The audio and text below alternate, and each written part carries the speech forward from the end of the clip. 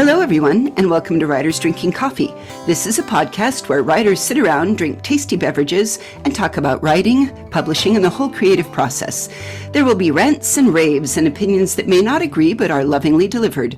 We do not censor ourselves, so consider us PG-13. Today's gallery is David Welsh and me, Jeannie Warner. This is episode 166, an interview with Guthrie P. Ramsey, Jr. Welcome, Dr. Ramsey. May I call you Guthrie? Please do. Wonderful. Guthrie is a member of the American Academy of Arts and Sciences, a music historian, a pianist, a composer. Currently, I think you're professor emeritus of music at the University of Pennsylvania, right? Yes.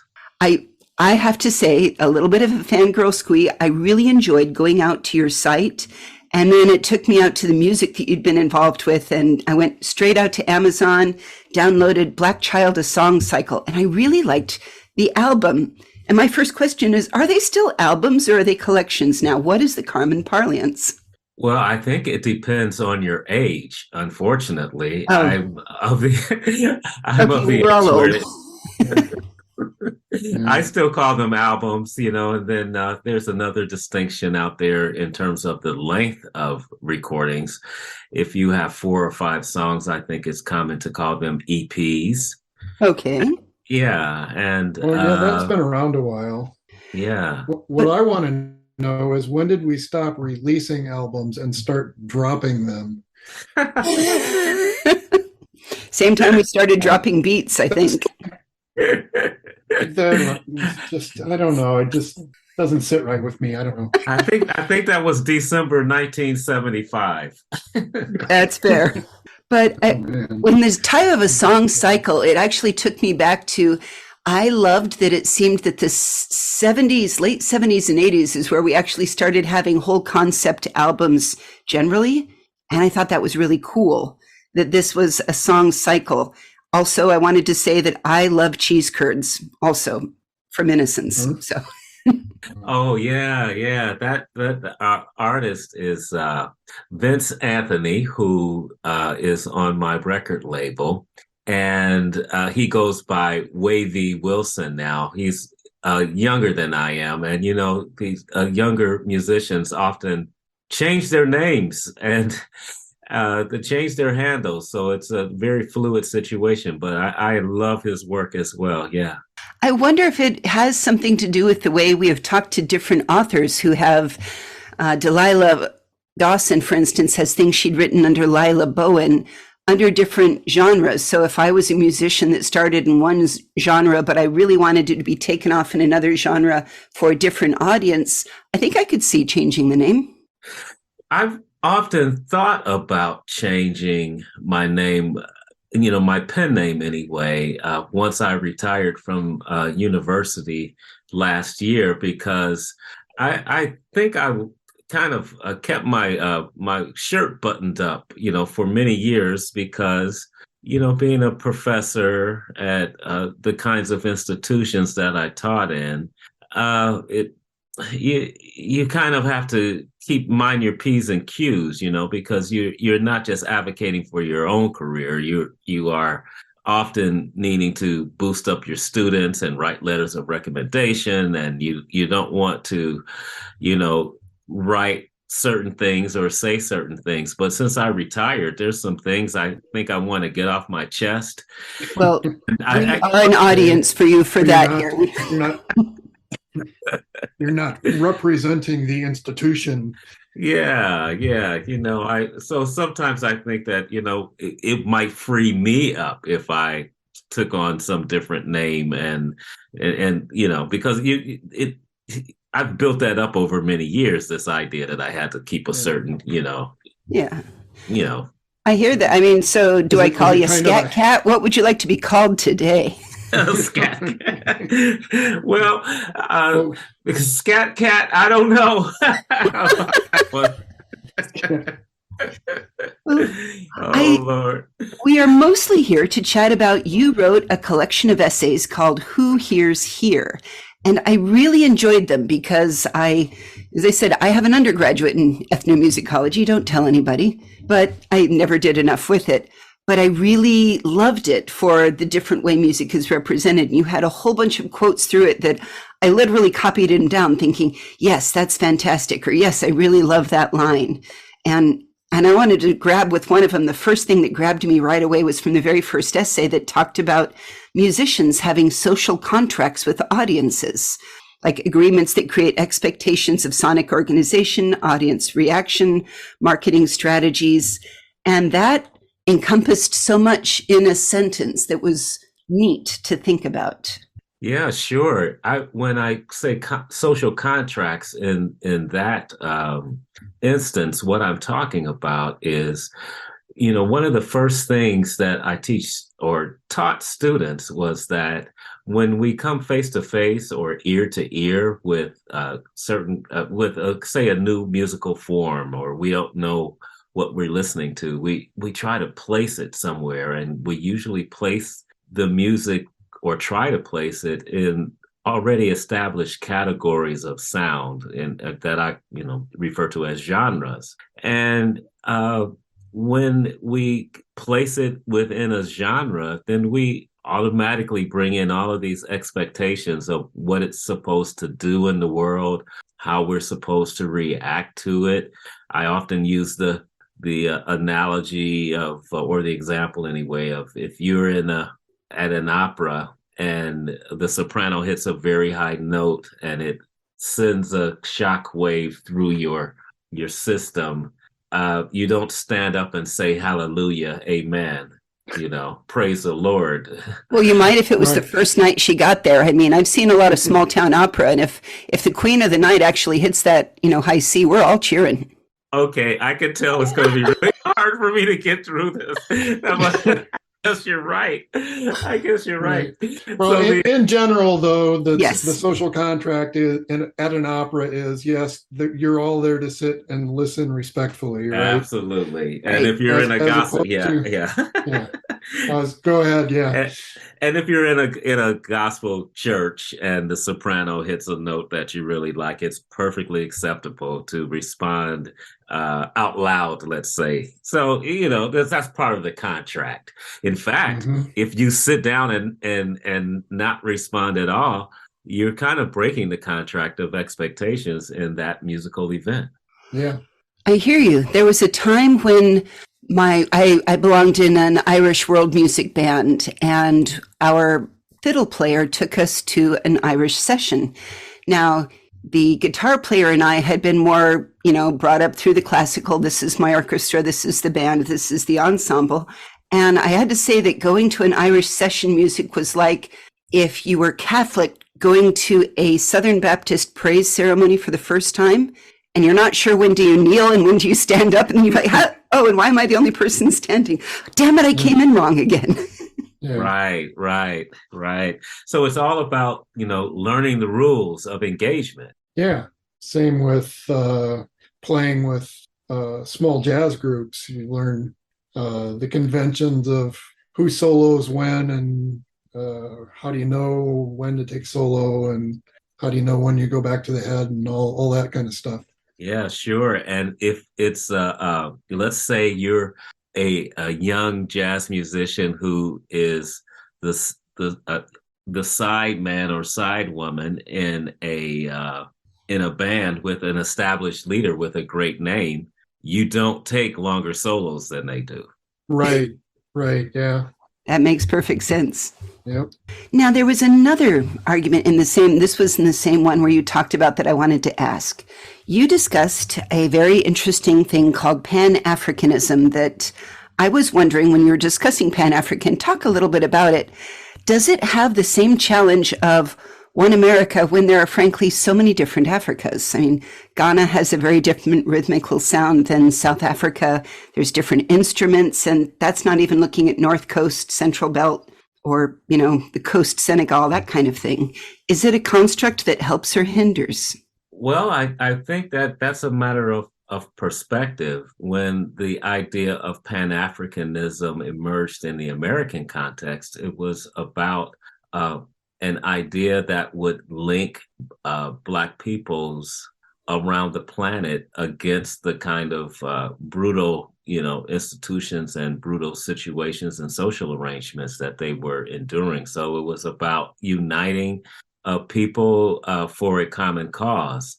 Now, of course, when you start uniting people under a flag or an idea without thinking about how things might be different, you kind of flatten out the kind of rich variations you have among the people. So yes, it can go either way.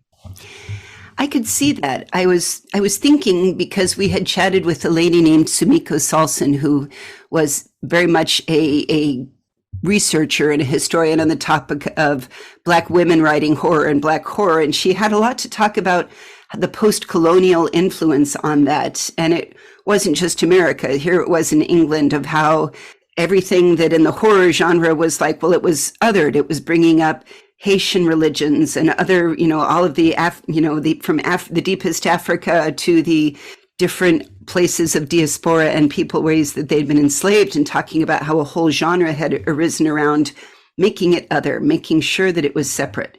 And I kind of liked this idea of a Pan-Africanism paralleling that in its own way, saying that it does kind of say that we're all part of something and came from somewhere. And I think that can be very powerful. Indeed, I think a key term in what you just said is this idea of the construct. That these are ideas and processes that we use to do something in the world, not necessarily that it is necessarily capital T truth, but it can be someone's truth to think about this. How things fit together and how things, fall apart. Right. The way I tend to think about such things, I have a more technical orientation, but there are, you have models, you have mental models that you construct of things, right? So, and it's perfectly reasonable and possible to have more than one mental model of something in your mind at the same time, right? You can have a model that says, okay, all of these things taken as a whole, it's a homogeneous population or whatever. But then in another context, you have a model where you look at the differences within those within that population, for example. Right. Every perspective is a perspective from somewhere, and this kind of relativism that we're talking about has been a very important idea in my book and in all of my research, really. I could see that. And there was another question that I had when I was thinking about the entirety of music, theory and the popular ideas that were popular through these every decade. And I love that you kind of went through that. But I was thinking, we were talking about how we have ragtime and Joplin, and some of those were the first almost uniquely American musical style. And I was interested that they kind of came up as nationalism was a white guy in Europe. I mean, Europe had Respighi and Rimsky-Korsakov. In America, Joplin very much was defining a brand new type of music, something never heard before, uniquely American, a unique American narrative. And I was wondering if it was just a sign of the historic time of the time, or just a coincidence you think that nationalism globally came up that way?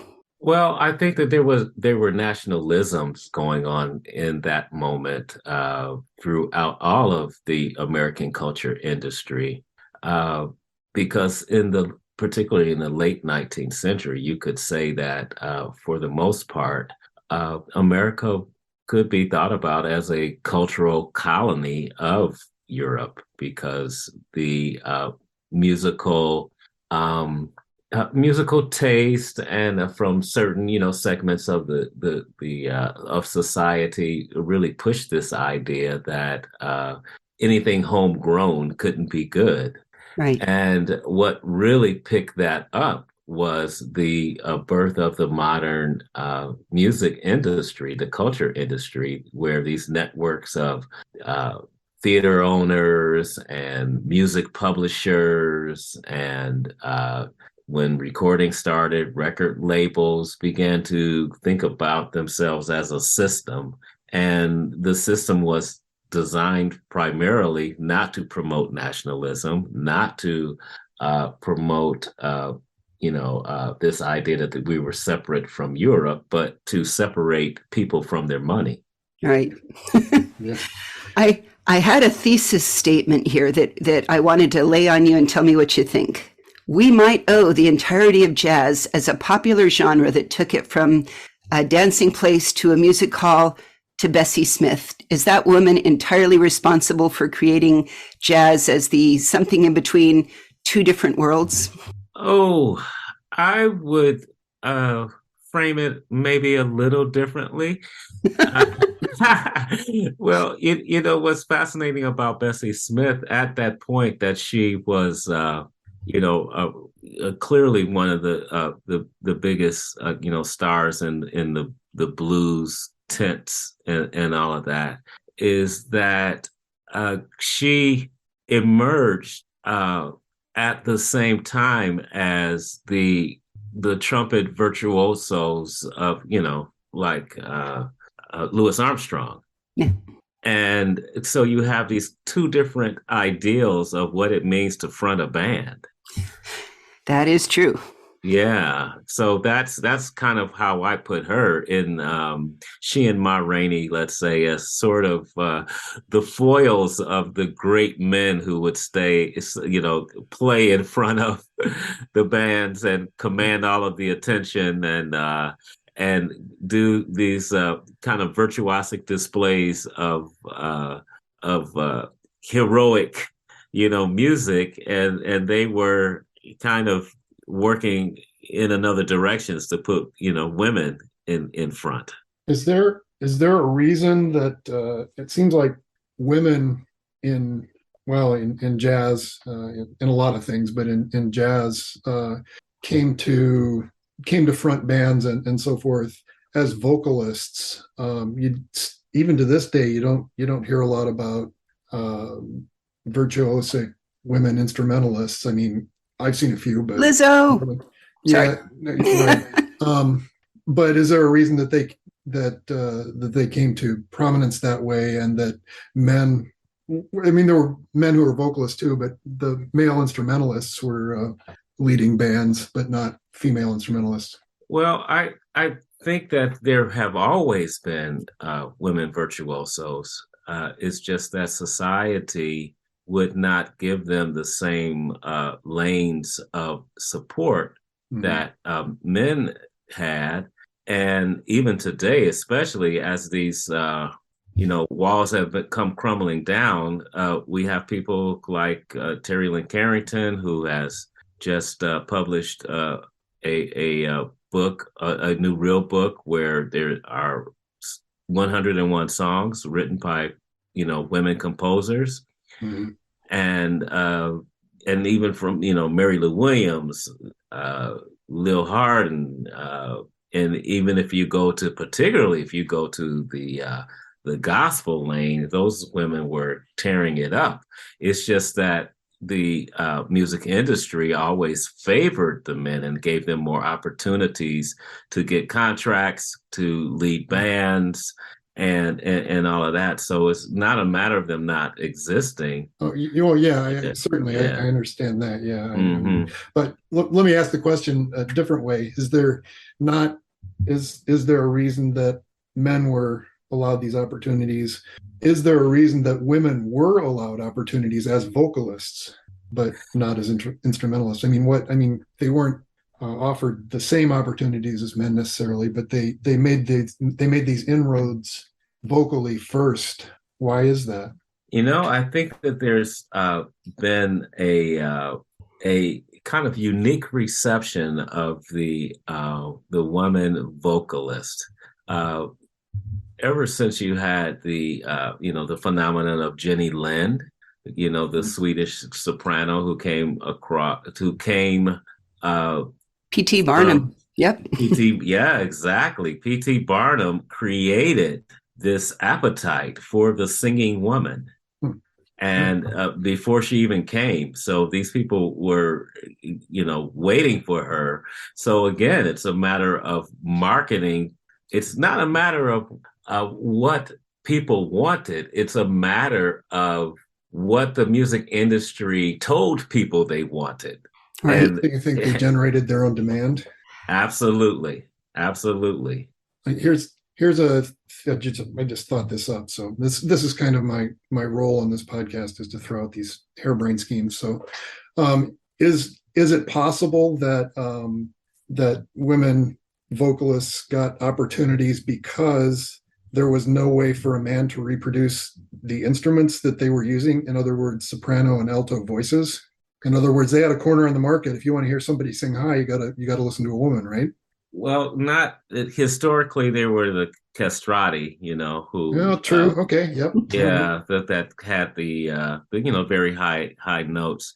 This is very interesting. I was at a concert this past weekend, and I had heard this a male soprano soloist, and the sheer power that he was able to achieve in that range was just otherworldly, So it was a falsetto?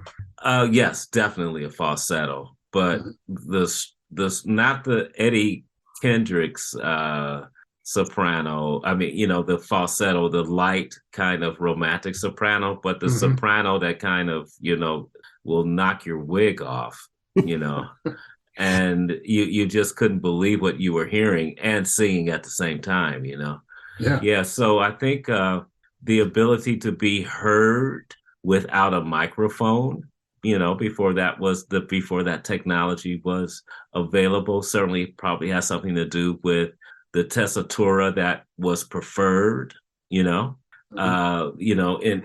spaces. And then, of course, once the microphone became part of the scene, I know that the idea of, sex appeal and it has something to do with why women were, I would call it exploitation, really, because if they weren't allowed in these other lanes that they probably could have fulfilled, just as easily as any man. Best clarinetist I ever heard was on a trip to New Orleans, and standing in front of the band, it didn't even have the sex appeal because she looked, I remember thinking, I'm sure I've seen her behind a DMV counter, but I've never heard anybody play a clarinet like her. It was just wow. So right. Yeah. And you know what? And somebody gave her the gig. Yep. Yeah, they did. I like that you brought up the other challenge in your own industry about Black feminists and Black musicologists that are female, because you're right, there's a lot of musicology that in general is old white guy, and then getting Black musicologists studying jazz, but Black female musicologists have got to be as rare as hen's teeth. And I think I agree with you that you were talking about in your essay. There's an energy and there's a different line of questioning and thinking that might be missing. And I hope somebody out there will say, maybe I should encourage my kid to study music theory and music history. Absolutely. We all bring our own subjectivities to the table when we do work, even when we do something called, objective scholarly work. And, you can't avoid the things that made you and somehow are always going to enter into your work and enter into your artistry. And, so I am happy when the diversity of perspectives happen, because we get lots of different, views into a topic. And I don't like to put hierarchies on what people think, because I always think the better. I agree. That's something that we're finding. I work in IT security in my day job, and we find that the more diversity that we have within our teams, the faster problems get solved, because there's a wider variety of people, like from around the world, around the genders. People just think differently. And if you have a group, you get kind of almost, I don't want to say it's not gang mentality, that's the wrong thing, but group think. I mean, you get a bunch of frat boys, any frat everywhere, they're going to start reacting the same. But if you break it up and start really mixing it up, you get different opinions. Like, I want to hear women talking about how do we move big data analytics applying to ethnomusicology. Like if I was doing Schenkerian and style analytics to trace rhythms back to different countries in Africa, can I trace it back at a deeper level of than just saying, hey, Louis Armstrong changed everything and Stan Kenton integrated it? Can I take it deeper to say, I see that this had a lot of people from this area in this music because you can hear the original beats. You can here's the Senegal beat that you can hear that moved up the coast into Ireland. And would more variety of getting women into your studies find just randomly interesting things to study and then map out and dive deep? They wouldn't be random. That's the point, right? There's a lot of evidence in a lot of fields, psychology, sociology, and business management and stuff, that diversity produces not just faster solutions, but better solutions to problems. And different, again, getting back to models, another topic that I am into. There's you apply a number of different models to something and take an average, for example, of all these models, and it usually turns out to be a better estimate or a better solution than just any one of the models. So just 30,000 foot view, diversity is good, which we all believe, but there is science backing it up as well. Right. Well, I think that I'd like to get the diversity happening so that we can kind of move beyond thinking that way. Yeah. Yes. You know what I mean? Once you start getting everybody at the table, who knows? We might getting everybody at the table and removing all of the social arrangements that create inequality at the table, we might be able to achieve getting somewhere where those things don't even matter anymore. Right. I was thinking about how when I got my history of jazz, they were very, this was the 80s. So there was a certain, everything you were writing about, and this is what they were talking about in the 80s. I was like literally yes, I remember, you made me remember, and it was beautiful. But at the same time, I was pondering that they were talking about everything came from the spirit, the spiritual, the church songs, etc. And I thought, what about all the love songs? What about all of the work songs and love songs that were not about a religious bent, but still were deeply important to a culture? And I'd love to see those go deeper. Yeah. Well, the thing about the spirituals being used as the font of Black music making.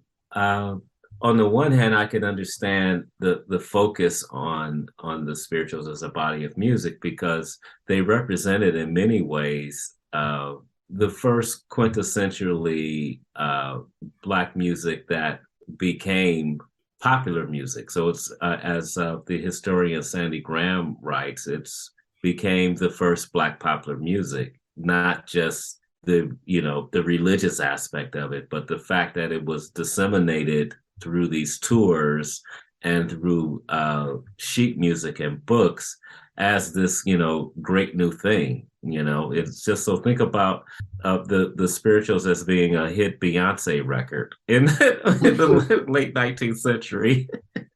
Yeah, I think that makes sense, but it also brings it into another point that you had in your book that they're talking about Baraka was talking about key processes in Black music culture. There's commercialism, there's urbanizations, there's professionalism. It's corrupting real aesthetic. And I actually wanted to come up with an argument I haven't met Baraka, but I'm going to fight them on this and say, this routes to market is how you can spread music and make it popular. Because for a long time, we looked at the radios being purchased by a limited number of stations were picking on what was played, and they cut a lot of women out of music. But you have, once you had like Queen Latifah and Lil' Kim, and then Nicki Minaj and Cardi B, you have all of these others are using social media better, I think, than their male counterparts. And I think they're getting it out there. So maybe the New York is still kind of owned by Black males in rap, but I like to think that from Georgia to Texas, women are really rising here. And that's neat, using it's Is it commercialization? If you are creating your brand and you're pushing it out there and you're getting people brought into it? Well, that commercialism argument that Baraka was forwarding in the early 1960s was being used. It was being utilized for a finer point that he was making about Black culture in America. And I share your kind of uneasiness with that particular part of his argument because, essentially when he was writing that book between, I guess if it was published in 1963, the Motown hits hadn't started, really hitting the airwaves Right. quite yet. And he eventually had to come up off of that idea because the music that he was actually really promoting at that time was the kind of more free jazz at that moment as being the music of Black liberation. But unfortunately, it was never widely popular with the Black masses of which he said he was talking, for. So he would come off of that, you couldn't sustain that particular argument because everybody wanted to be dancing in the streets with Martha Reeves and the Vandellas. Yeah. And I appreciate that you got a call out for Aretha being the First Lady of Soul because yes, she was. Yes. Now, this was neat. So are we gonna see more writing out of you? Are you working on more pieces now, more essays, or different? Are you going to go in a different kind of writing now that you are retired from teaching directly? Absolutely. Thank you for asking. Besides this new book, Who Hears Here, I am halfway through a narrative history of African American music, which will be kind of more of a trade book. I've also completed a book about Black grandfatherhood, which is a book of collected social media posts that I did during the first year of my grandson's life. He was born during the pandemic, and I established this kind of make-believe relationship with him through our FaceTime quote unquote conversations where I'm putting words in his mouth and he's this fully formed, smart ass and a sweet one, And so like my kind of grandfather. Yeah. So we're going back and forth and we're chiding each other and loving each other. And basically it grew out of the pain and frustration of not being able to breathe the same oxygen as my grandson. So that's coming out. And I have another idea that I'm working on, which is called 39 Days of Black Radio, which was a musical log that I kept when I was diagnosed with cancer in 2019. And I kept a musical diary as I was going through radiation. As they, when you go into the rooms, they're always playing music. Yeah.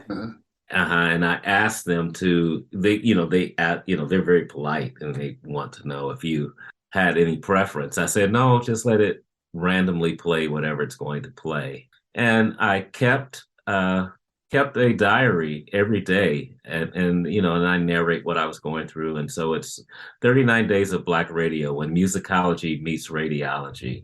So, well, I'm glad you came through your radiation okay. I am okay. I'm more than okay. I'm perfect. Excellent. Well, yes. That's quite a claim. I wanted to close by telling you something that Dave and I did for Christmas one year, just because I think it would make you giggle. As it turns out, my in-laws live next door to Kenny G. So Christmas came, I'm like, Dave, I'm crap at presents, but would you like to come up and play really bad trumpet duets with Christmas songs with me? And we can point our bells right at Kenny G's door. So for every time that you've been trapped in an elevator listening to him, he will have a little piece of you. And we did that. Oh, wow. Okay. And I'm sure he appreciated Well, we it. don't even know if he was home, but I'd like to think that he did. Yes, yes. I think those are the moments, you have to give experiences in life because presents, we all have too much crap, but those moments. And that's why I love the story of your Black grandfatherhood, because even if they're just an exchange of instant messages that make you laugh, make you smile, I think it's the connection that matters between people. Indeed, indeed. I personally think this book is going to be a hit. Yeah. Well, I can't wait to read it, so please do send a copy. In a game of one of these things is not like the other, it seems like the only book that you mentioned that doesn't have something to do with music or musicology. Which True. the Black grandfatherhood. Yeah. Oh Grandfather. yeah. Well, there's some music in it, of course. Oh, I'm yes. sure. But Of course. Yes. But yeah, I guess that's I had thought about it that way, but I guess that is a kind of divergence from my typical obsessions. well, I guess that's what Jeannie was originally kind of driving at when she asked if you're going to write something different. That to me seemed like the different thing. That's different. Oh, absolutely. And he's awfully cute as I like every grandfather thinks their kids are cute. Naturally. Well, we will put links to Guthrie's new book, Who Hears Here, and other topics mentioned on our website, which is www.writersdrinkingcoffee.com. Thank you so much for joining us, Dr. Ramsey. This has been so much fun. What a pleasure, and a hoot at the same time. Excellent. You've been listening to Writers Drinking Coffee, a labor of love and enthusiasm put together by the hosts. Our main web support magic is brought to you by Deirdre Schween, and our sound engineer and backup web spider is David Welsh. Our intro music is Pretty Maid Milking a Cow, and our exit music is Breakfast with the Morning Person, both performed by Michael Engberg. You can hear more from Michael Engberg on manyhatsmusic.com. Our podcast sponsors are Jackal Designs, The Bean Steam, Arm Street, and any place where you go listen to really good music. And hey, thanks for being here.